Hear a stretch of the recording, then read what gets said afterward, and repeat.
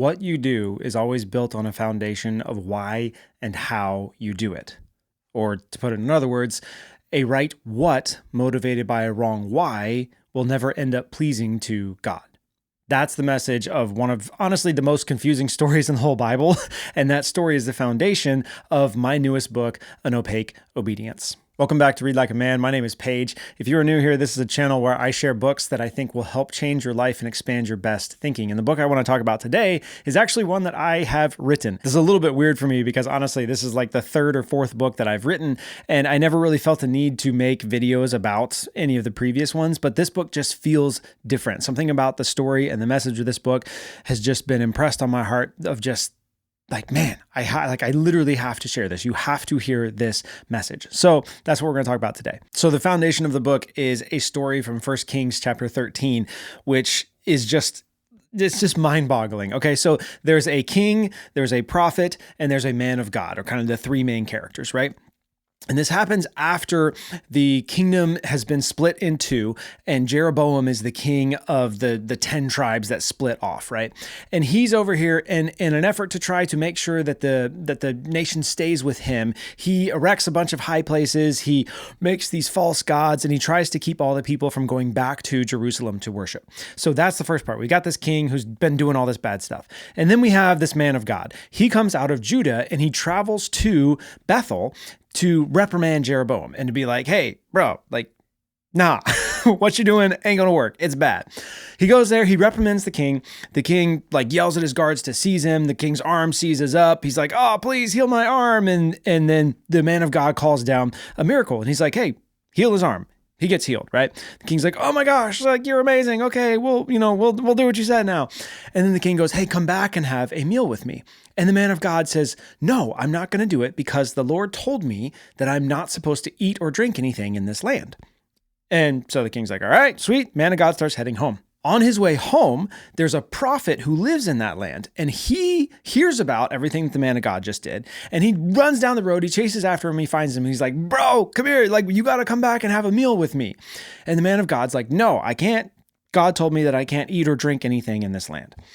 And starts to leave again. And then the prophet, one who lived in the land, is like, but wait, God told me you're supposed to come back and have a meal with me. And then the man of God's like, oh, for reals? Okay, cool. So they start to head home. And then there's this one line in here that just says, but he lied. So the prophet lied to the man of God. God didn't really tell him that the guy was supposed to come back and have a meal with him. He just lied about it, right? So they go back to the prophet's house and they're sitting there eating the meal. And then God speaks through the prophet, the one who lied. And he's like, hey, bro, you weren't supposed to eat or drink anything in this land, and now you're back here eating and drinking, and because of that, you're not going to come to the tomb of your fathers. And then the man of God's like, all right, keeps on eating the meal, packs up his donkey, heads off down the road. Going down the road, man of God, riding on his donkey, just chugging along, out of the woods comes this lion, kills him, leaves his body in the road, and stands guard over his body. Doesn't eat him, doesn't do anything, just kills him, and then like stands guard over his body.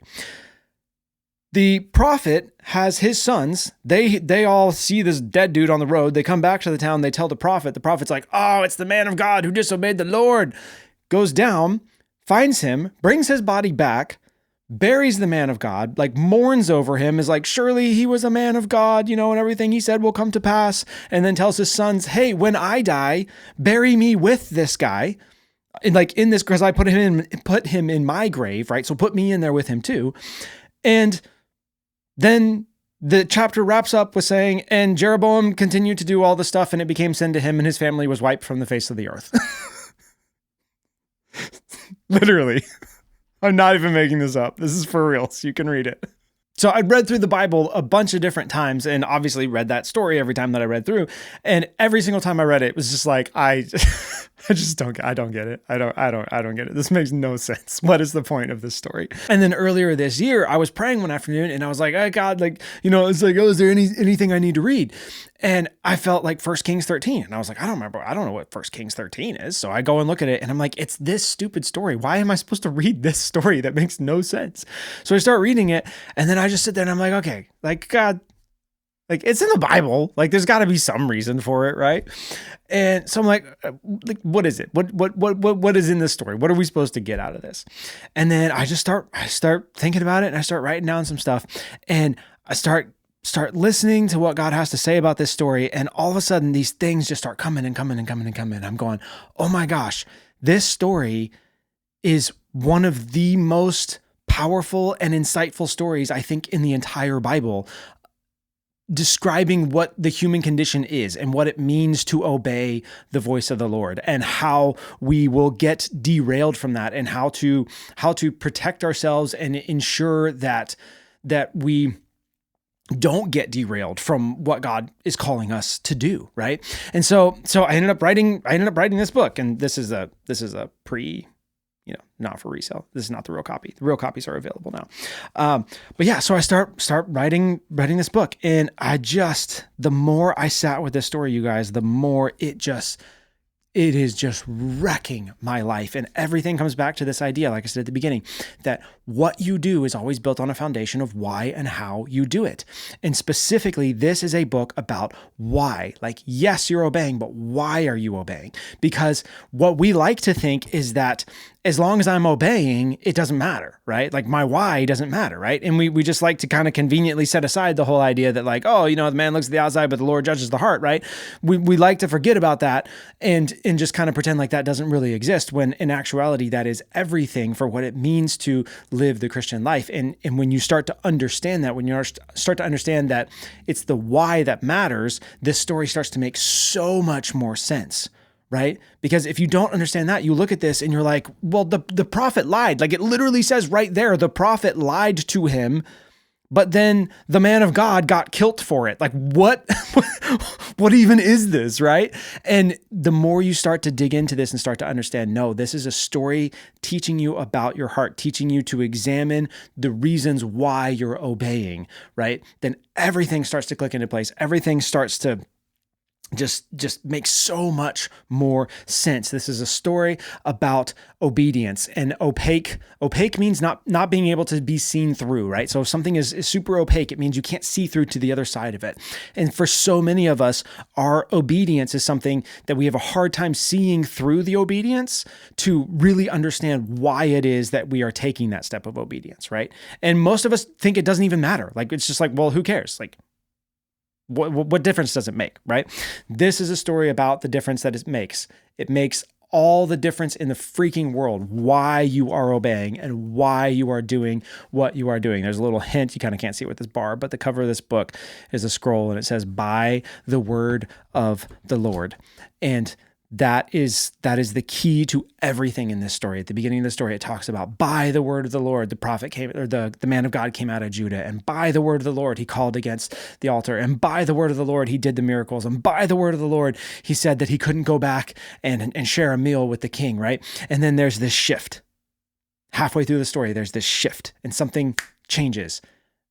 And I'd never noticed it before until reading it again this time. And then I look at it now, and it's so obvious, and it happens to all of us all the time. There's this thing that shifts, and we don't recognize it, but our why changes.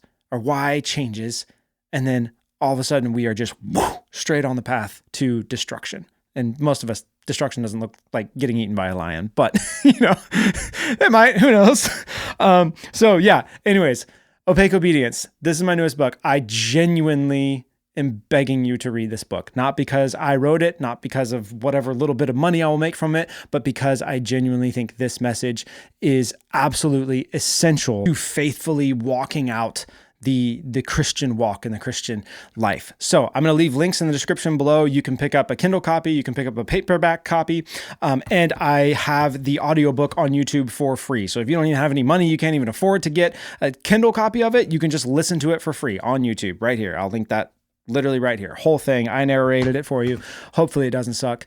But yeah, go pick up this book, guys. I promise you the message in it will legitimately change your life. It is it's in the top 3 of realizations that I have ever had about what it means to live the Christian life and to walk out following the voice of the Lord daily. And it is just, it's literally one of my favorite stories in the whole entire Bible now. this chapter that I just forever did not understand and didn't care anything about. It is now one of, I think, the most powerful stories that's in the entire Bible. So An Opaque Obedience, go check it out. Hope you enjoy it. Let me know. Leave me a comment. And yeah, talk to you in the next one.